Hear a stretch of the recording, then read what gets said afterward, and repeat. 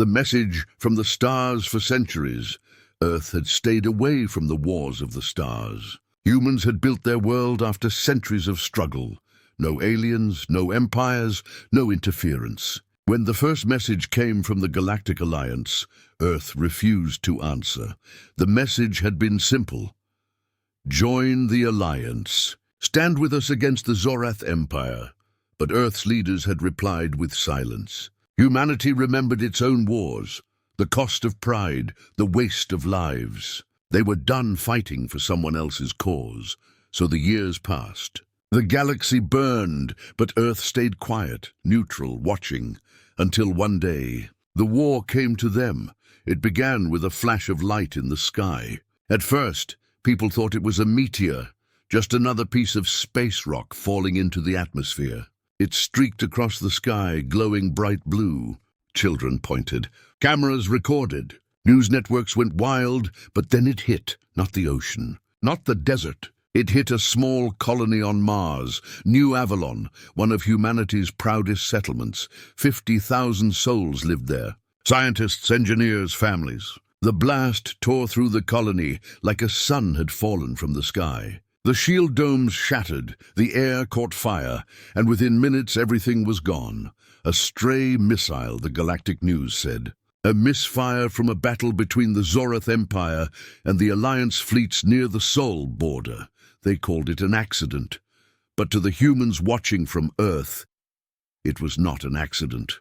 It was a message. The United Earth Council met in silence. Screens flickered across the great chamber. Images of fire, twisted metal, and red dust blowing over empty ruins. No survivors. President Mira Hale stood before them, her eyes hollow. She had built her career on peace, the promise that Earth would never again be dragged into the wars of others. This was not our fight, she said quietly. And yet our people are dead. General Riker, head of Earth's Defense Command, slammed his fist on the table. With respect, Madam President, the universe doesn't care about our peace. We've been pretending we can hide, but the war has already found us. Across the table, diplomats whispered. Economists shook their heads. No one wanted to speak the truth, but everyone felt it. Humanity had been noticed. In the outer colonies, rage began to rise. Videos from Mars spread across every network. Families cried for revenge. Soldiers demanded answers. Why did we do nothing? They shouted. Why are we still waiting? A young engineer named Ethan Ward sat alone in a dark room, watching the broadcast again and again. His sister had lived in New Avalon. She was gone now, dust on a dead planet. He had always believed in peace. Now he only wanted one thing: justice. That night, Earth's deep space scanners picked up something strange: debris, energy trails, and something else. Something moving. A small Zorath recon ship, damaged and leaking radiation, was drifting toward the moon. No one claimed it. The Alliance said it wasn't theirs. The Zorath denied firing the missile. But the ship was real, and it was falling fast. Within hours, Earth Defense launched a recovery mission. For the first time in over a century, human warships lifted from the planet's surface. The Aegis, Earth's newest battlecruiser, led the operation. Captain Zara Chen stood on the bridge, her heart pounding. She had trained for this, but never thought she'd be at the edge of a real war. "Bring it in," she ordered. Carefully. The alien ship was unlike anything humans had seen. Black metal that shifted like liquid, glowing veins of red energy pulsing across its surface. Inside were bodies, Zorath soldiers, burned, twisted, some still clutching weapons. But one chamber was intact, a sealed pod. "Still active. Captain," a technician said, "there's something alive in there." Zara stared at the readings. "Alive inside a Zorath war pod?" The tech nodded. "Yes, ma'am. And it's human." The word spread through the command decks like fire. A human inside an alien warship? Impossible. Zara stepped closer, her voice steady but her mind racing. "Open it," she ordered. With a hiss of air, the pod cracked open. A man fell out, coughing, eyes wide with terror. He looked human, but his skin had faint traces of silver lines running under it. His voice was weak, but his words froze everyone in the room. "They're coming," he whispered. Earth "Is not ready." Then he passed out. The bridge went silent. The hum of the ship filled the air. Zara turned toward the stars, and for the first time in generations, she felt something Earth had forgotten: fear.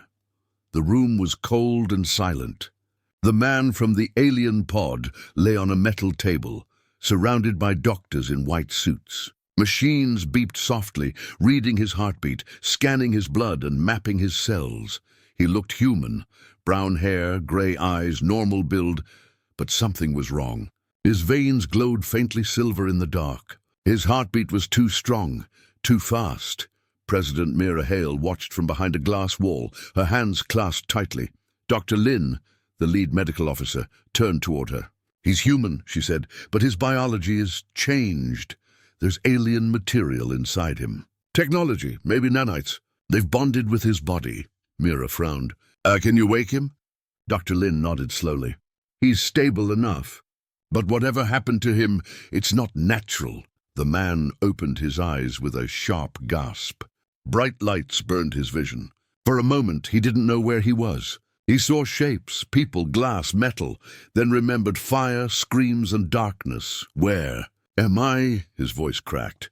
"You're safe," Dr. Lin said calmly. "You're on Earth. You were found inside a Zorath ship. Do you remember your name?"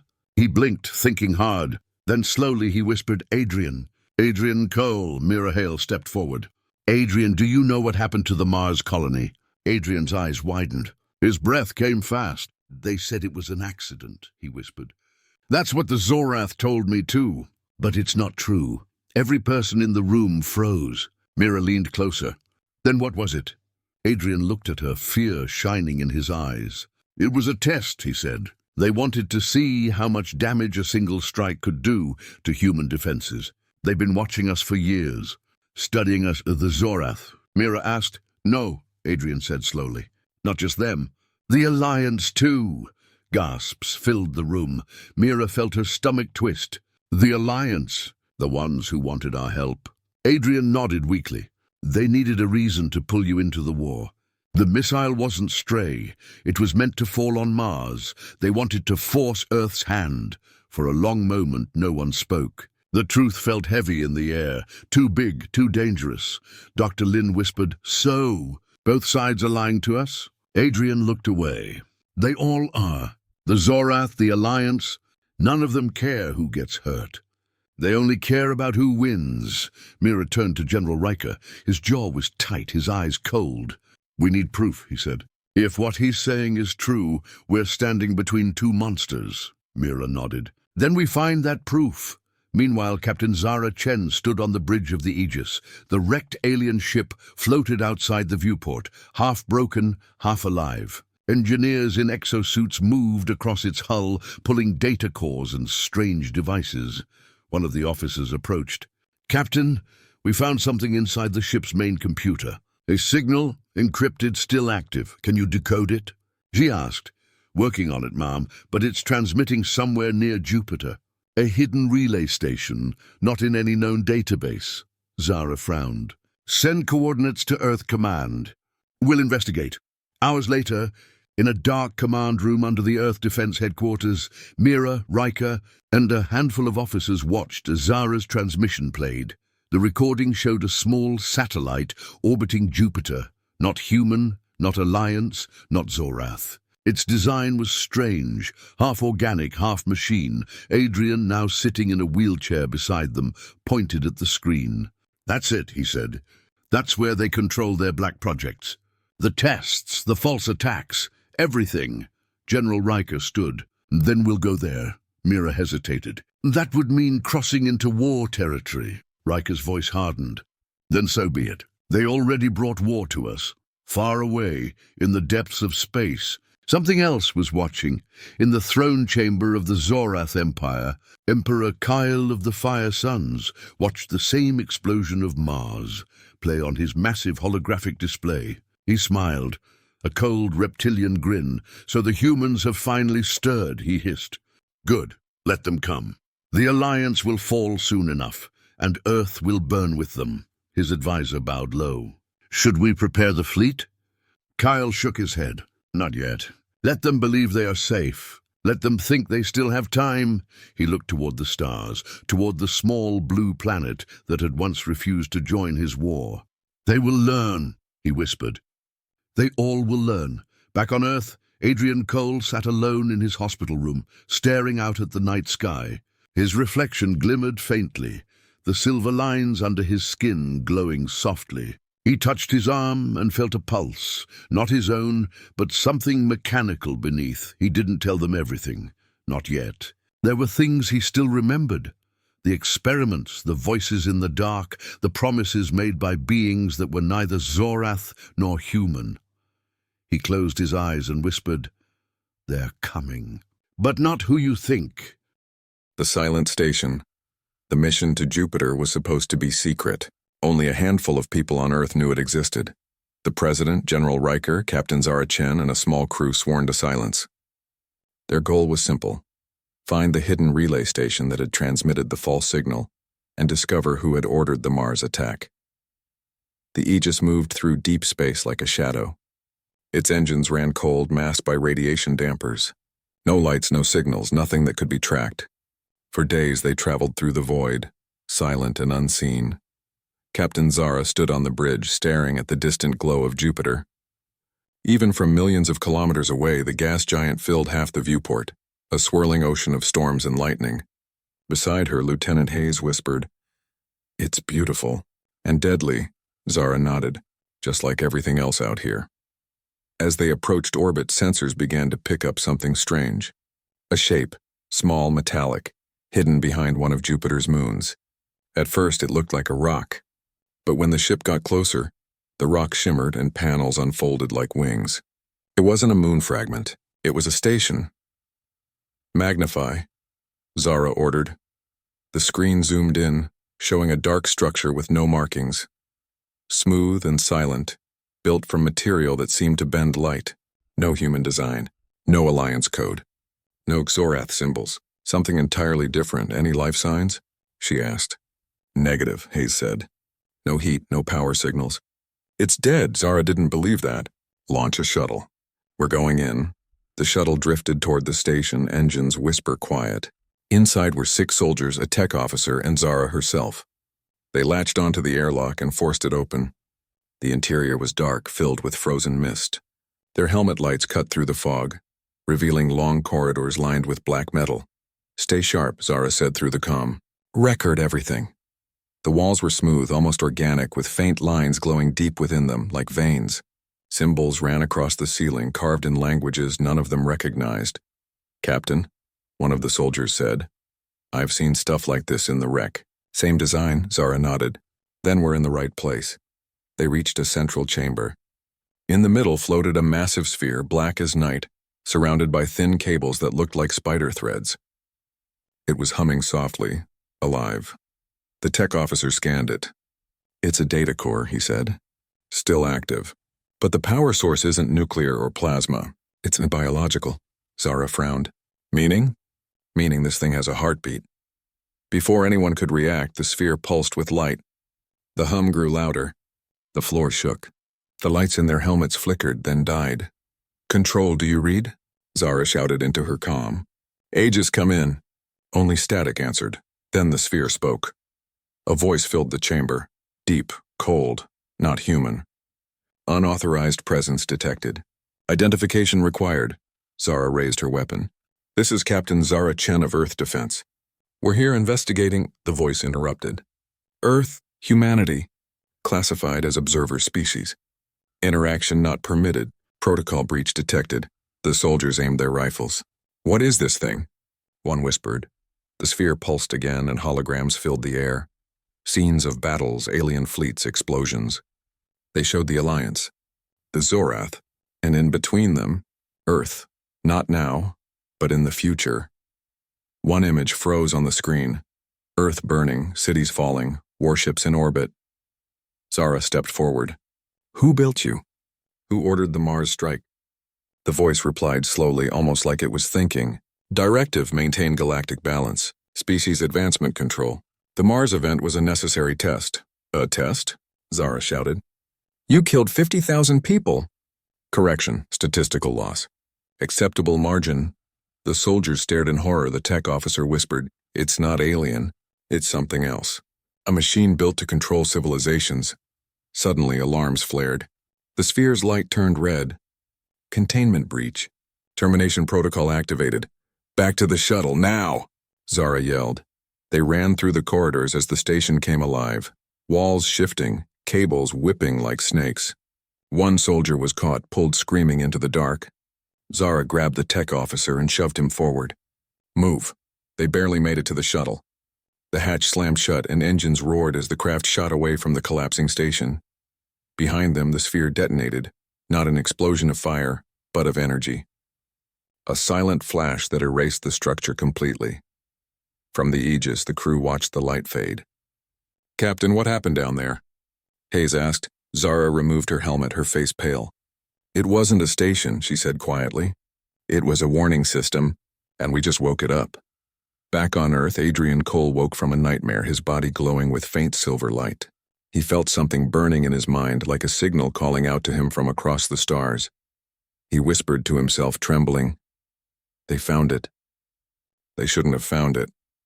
Outside his window, a strange object streaked across the sky, invisible to most eyes but clear to his. The real war had already begun. The signal awakens, the Aegis returned to Earth in silence. No music, no cheers, no celebration, only fear. Captain Zara Chen had seen many things in her years of service, but nothing like the Black Station near Jupiter. The memory of that cold voice still echoed in her mind. Species advancement control, acceptable loss. When the Aegis landed, Earth Command immediately sealed the mission under top security. Every file, every log, every image, classified. But secrets have a way of escaping. President Mira Hale stood in the Situation Room watching the recording again. The hologram showed the alien sphere, the holographic battles, and Earth burning in the future. Her heart clenched. A system that controls civilizations, decides who rises and who falls, she whispered. "It's not just a war, it's manipulation." General Riker crossed his arms. "Ma'am, if that machine was one of many, then someone or something has been guiding this galaxy for centuries." "And now," Mira said, "they're watching us." A sharp tone interrupted them, a message from the medical division. "Madam President," the voice said, "it's Adrian Cole. Something's happening to him." At the medical base, alarms blared. Doctors surrounded Adrian's bed as his body convulsed, veins glowing bright silver. The lights flickered with each pulse. Dr. Lin shouted, "Restrain him! His neural levels are spiking." Then all at once, Adrian went still. His eyes opened, shining like metal. The monitors around him stopped working. Screens flickered to life, showing strange symbols and numbers that no one understood. President Hale and Dr. Lin rushed into the room. "Adrian," Mira shouted. "Can you hear me?" He turned his head slowly. His voice was layered, human and mechanical. "I hear you," he said softly. "And I hear them." "Who?" Mira asked. "The Watchers," Adrian replied. "The ones who built the control network. The ones who decide which species survives." Dr. Lin stepped back. "He's linking to something remotely. He's not just remembering, he's communicating." Adrian's eyes dimmed for a moment. "They know the station was destroyed. They're sending something to investigate." Mira's breath caught. "Sending what?" Adrian looked up, fear returning to his voice. "The Reclaimer."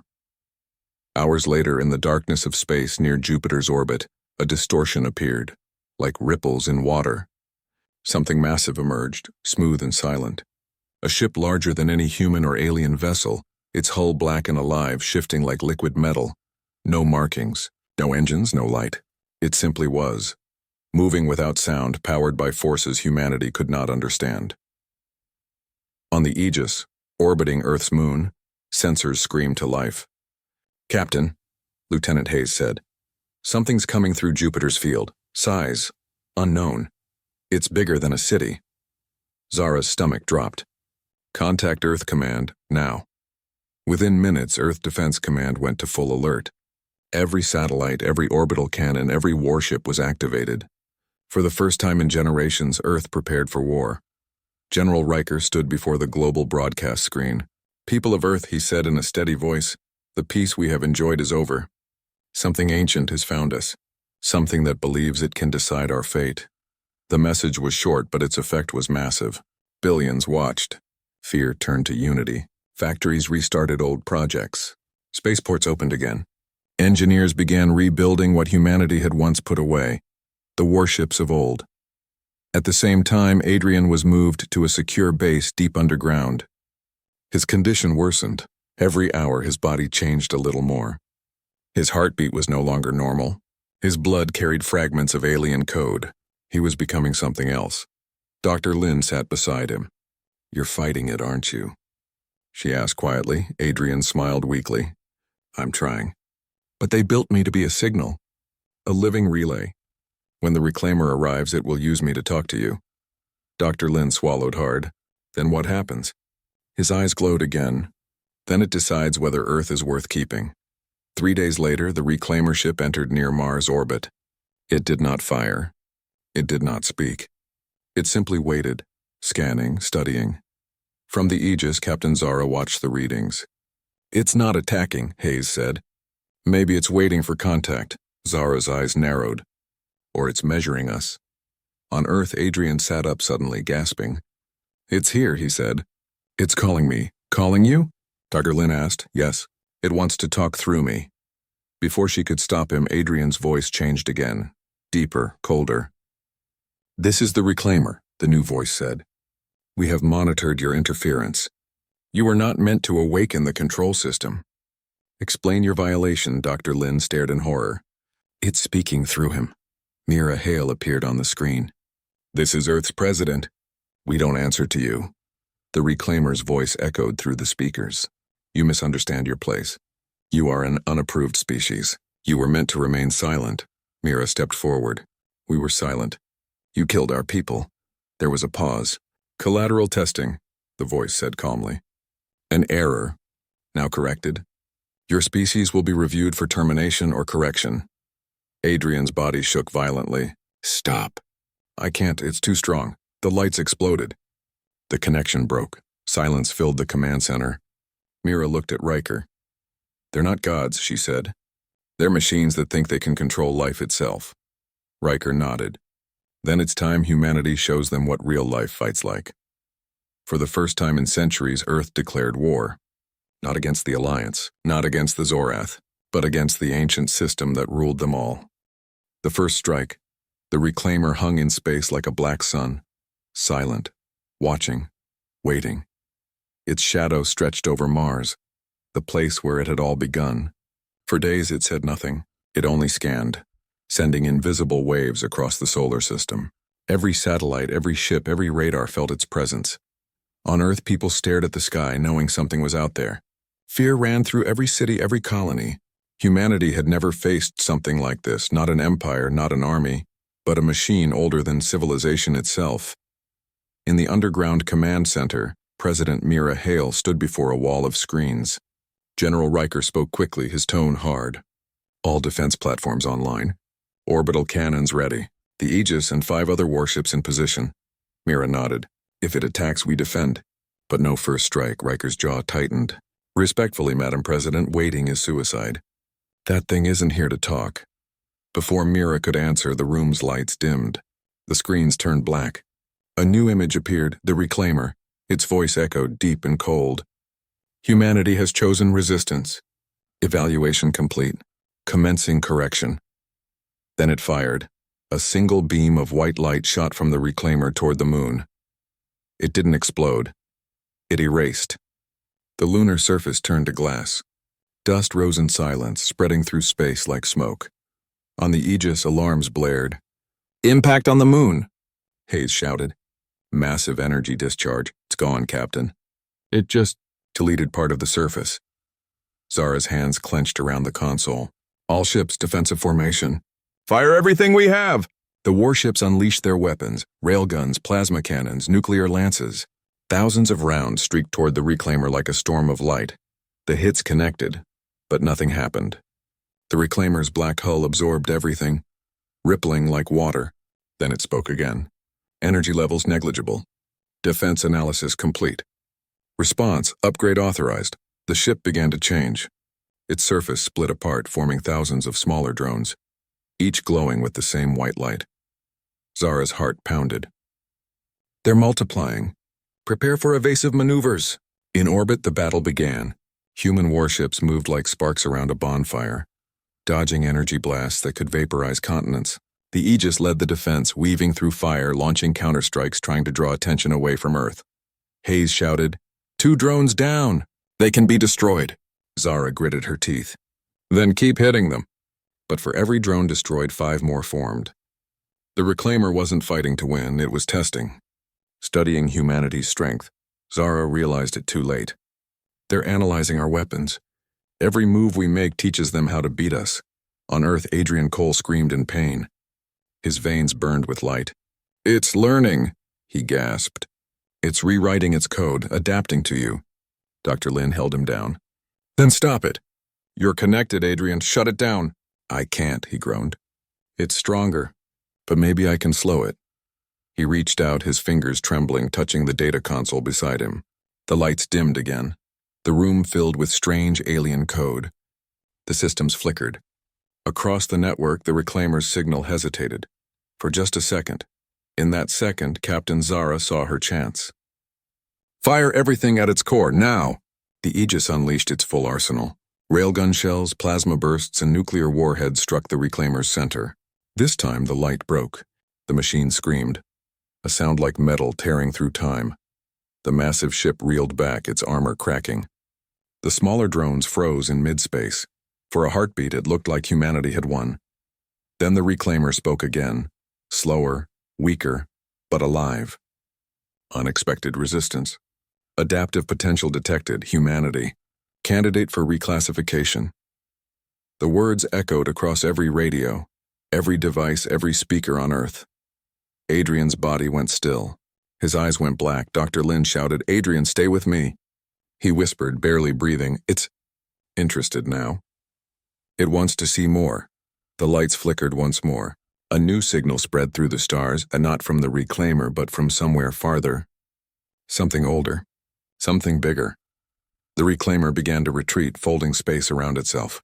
In seconds, it vanished, leaving only silence behind. On the bridge of the Aegis, smoke filled the air. Half the crew was injured, the hull badly damaged. Hayes exhaled shakily. "It's gone. We survived." Zara didn't smile. "No," she said quietly. "It didn't retreat. It reported." Back on Earth, President Hale stared at the dark sky. "What did we just tell it?" she asked softly. Riker replied, "That humans don't go quietly." Mira nodded. "Then we need to prepare, because whatever built that thing will come next." In his hospital bed, Adrian Cole opened his eyes again. The silver glow returned brighter than ever. He spoke, but his voice wasn't his own anymore. "They have seen you now," he whispered. "The Watchers are coming." Then his heart monitor flatlined. The signal from his body shot into space, vanishing beyond human reach. And far across the galaxy, something ancient stirred. The secret beneath Earth. 2 days after the Reclaimer vanished, Earth was quiet again, but it was not peace. The moon's scar still shone in the night sky, a glass wound that everyone could see. News channels called it the Day of Light.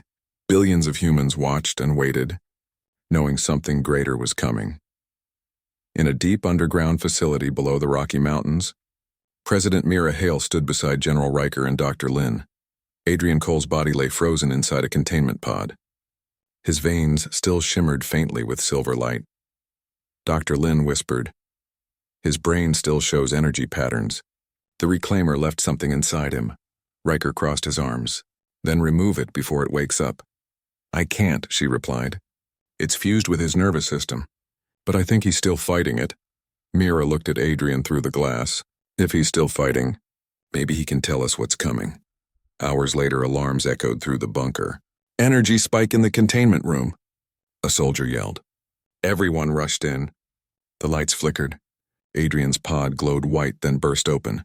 He fell to the ground, gasping for air. His eyes flashed silver. His voice was low, echoing with something not human. "They are watching." The Watchers are old, older than the Reclaimer. It was only a scout. Mira stepped forward carefully. "What are the Watchers?" Adrian turned to her slowly. "They built the first Reclaimers to clean galaxies. Machines of judgment. But something went wrong.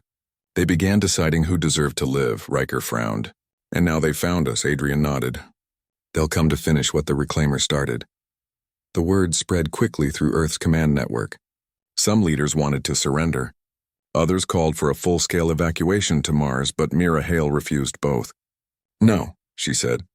If we run, they will hunt us. If we hide, they will erase us. Humanity stands here. She pointed to a map of Earth. And maybe the answer isn't up there, she said quietly. Maybe it's beneath us. Riker blinked. What do you mean? Mira looked at Dr. Lin. Show him the classified files. Project Echo. The doctor hesitated, then opened a holographic file on the table. Blueprints appeared, giant circular tunnels, ancient symbols, and strange energy readings from deep inside the planet. Dr. Lin explained. We found alien structures buried under the crust years ago, before the Reclaimer ever arrived. We never understood them, but now I think they're connected. These readings match the Reclaimer's energy signature. Riker's eyes widened. You're saying Earth already had alien tech buried inside it? Not just tech, Lin said softly. Something alive sleeping. A tremor shook the bunker. The lights flickered again. Adrian collapsed, holding his head. It's calling, he whispered. The thing beneath, it can hear the Watchers too. The ground rumbled harder. Computer screens filled with unreadable code. Dr. Lin gasped. It's responding to Adrian's signal. Suddenly a deep voice filled every speaker on the base. A voice that was not human nor machine, something between. You have awakened the Guardian Protocol. Identify yourself, Mira froze. Who is this? I am the Sentinel of Earth, created long before your kind. My task was to watch and wait. Adrian looked up, trembling. It's been here all along. Mira stepped closer to the console. Sentinel, humanity is under attack. The Watchers are coming. The Watchers returned to cleanse. Their judgment is old. I can aid you, but a cost must be paid. Riker demanded. What cost? Connection. One mind to command my strength. One will to guide Earth's defense. Everyone looked at Adrian. He was already glowing again. Mira whispered. It wants to link with him. Dr. Lin shouted. That could kill him. Adrian smiled weakly. Maybe, but if I don't, the Watchers will. He placed his hand on the console. The world shook. Across the planet, ancient metal structures erupted from the ground, massive rings, hidden beneath oceans, deserts, and mountains. Each one pulsed with blue light. Satellites captured the site. Earth itself was arming up. The Sentinel's voice echoed again, louder now. Protocol unlocked. Defense systems online. Humanity will not fall. Riker stared at the screen in awe. We had weapons under the ground this whole time? Dr. Lin whispered. Not weapons. Guardians. Machines made to protect whatever life evolved here. Mira turned toward the main view screen, showing Earth wrapped in glowing rings of light. Then let's finish what they started. Prepare for planetary defense. Every ship, every soldier, every scientist. This is now humanity's stand.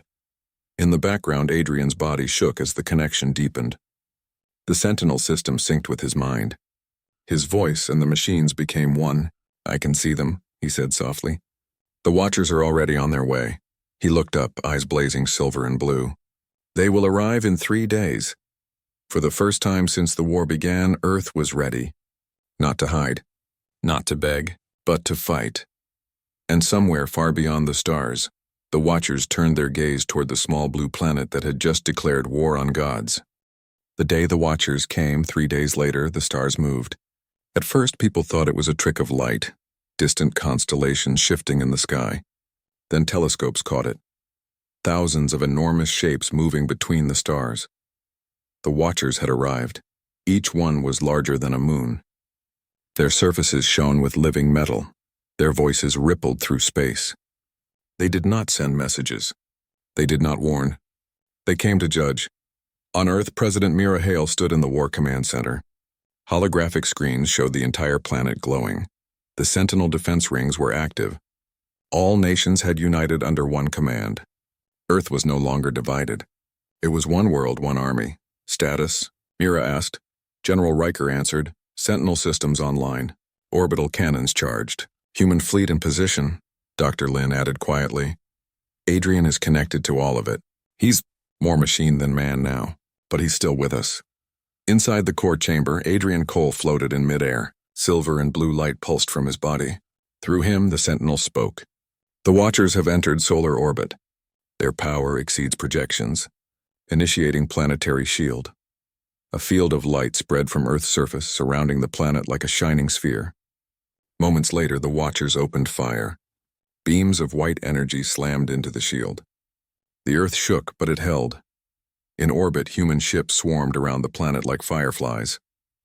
Captain Zara Hayes stood on the bridge of the Aegis, staring at the massive forms outside the viewport. "They're the size of mountains," she whispered. "How do we fight gods?" A voice came through the comms, Adrian's but stronger, echoing with power. "You don't fight gods. You teach them fear." Zara's eyes widened. "Copy that. All ships," she shouted. "Attack pattern Delta. Let's make them bleed." The fleet surged forward. Railguns, plasma bursts, and nuclear warheads streaked across the void. Explosions lit up the darkness like a storm of suns. The Watchers reacted. Beams of blinding light cut through space, vaporizing entire squadrons. But for every ship destroyed, more followed. Humanity fought with a fury no machine could calculate. The Sentinel spoke again. Human creativity unpredictable. Probability of resistance success increasing. Adrian smiled weakly from inside the glowing chamber. "Told you." We never quit. The battle raged on. One of the Watchers descended closer to Earth, its hull stretching across the sky. It opened a vast circular maw, charging another beam. The Sentinel responded instantly, activating planetary counterstrike. From the Earth's surface, the massive alien rings glowed brighter.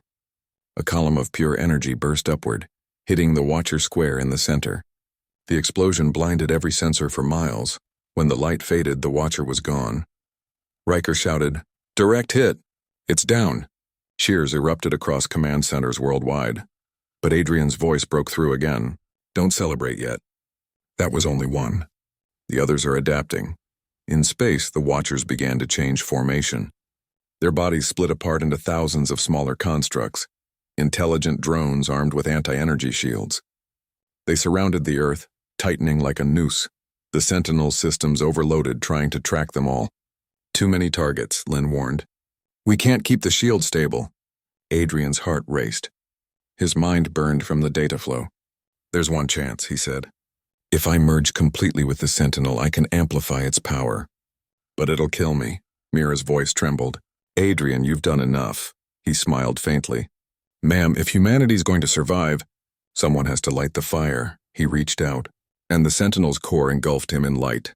Across the planet, every defense ring blazed brighter than ever before. The shield expanded outward, pushing back the swarm. The Sentinel's voice grew louder, mixed with Adrian's heartbeat. Humanity's will and uploaded, commencing final protocol. A blinding pulse erupted from Earth, spreading across the solar system. The drones disintegrated. The Watchers shuddered, their bodies cracking apart. Then Adrian's voice spoke one last time, calm and human. "We were born fragile, but we learned to fight.